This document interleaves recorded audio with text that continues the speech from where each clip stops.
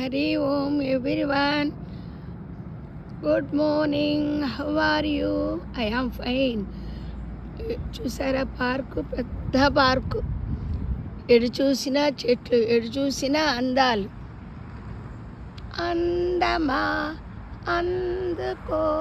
Okay, అమ్మో వినాయక ప్రణమ్య శిరసా దేవం గౌరీపుత్రం వినాయకం భక్తవాసం స్మరే నిత్యం ఆయు కామార్థ సిద్ధయే.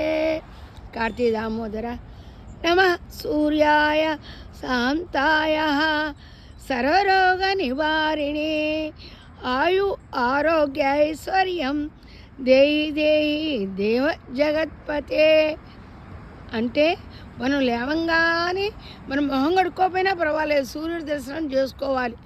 సూర్యుడు ప్రత్యక్ష దైవం కదా, అందుకుని నమ సూర్యాయ శాంతాయ.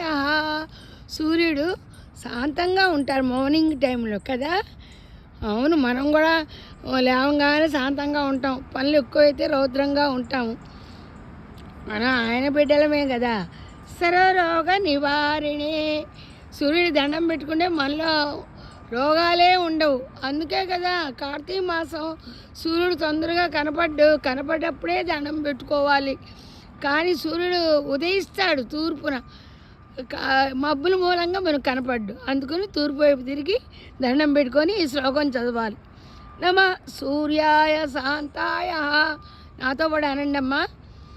నమ సూర్యాయ శాంతాయ సర్వరోగ నివారిణే. రోగాలే ఉండవు, మనలో ఉన్న రోగాలు పోతాయి. ఆయు ఆరోగ్య ఐశ్వర్యం దేహి దేహి దేవ జగత్పతే. ఆయు ఆరోగ్యం ఐశ్వర్యం. ఈ స్వామి దేహి దేహి అని దేవుణ్ణి జగత్పతే అందరికీ తండ్రి అయిన సూర్యనారాయణని మనం ప్రార్థిస్తున్నాం. మనకు కావాల్సింది ఏంటి? ఆయు ఒక్కటే ఉంటే సరే, ఆరోగ్యం కూడా కావాలి కదా. ఆరోగ్యం ఐశ్వర్యం. ఆరోగ్యం ఉన్నా తినడానికి డబ్బు ఉండాలి కదా. ఐశ్వర్యం దేహి దేహి దేవ జగత్పతే. ఇవన్నీ ఇచ్చేవాడు సూర్య భగవానుడు, ప్రకృతి మాత, అమ్మదై ఉంటే అన్నీ ఉంటాయి కదా. కార్తీక దామోదర. అందుకే మనము కార్తీక మాసంలో నూనె దీపాలు, ఆవు నెయ్యి దీపాలు, కొబ్బరి నూనె దీపాలు ఇవన్నీ ఎందుకు పెడతాము? దాంట్లో వచ్చేవి మనకు ఆయు ఆరోగ్యం ఇస్తుంది. దీపం దగ్గర కూర్చొని శుక్లాంబరం ధరం ఇష్టమైనా చదువుకుంటాం కదా. ఆ వేడి మన శరీరానికి వచ్చి మనలో ఉన్న అనారోగ్యాన్ని తొలగిస్తుంది. అందుకే తెల్లవారుజామున లేవాలంటారు. కార్తీక మాసంలో ఉపవాసాలు ఉండమంటారు. ఎందుకు? తిన్నది అరగాలి కాబట్టి. ఎందుకంటే ఎండ తక్కువగా ఉంటుంది కాబట్టి, అరుగుదల మనకు తక్కువగా ఉంటుంది కాబట్టి, ఏం చేసినా పెద్దలు మనకి ఏం చెప్పినా కూడా ఆరోగ్యం కోసమే చెప్తారు. ఉంటా మీ శ్రీదేవి.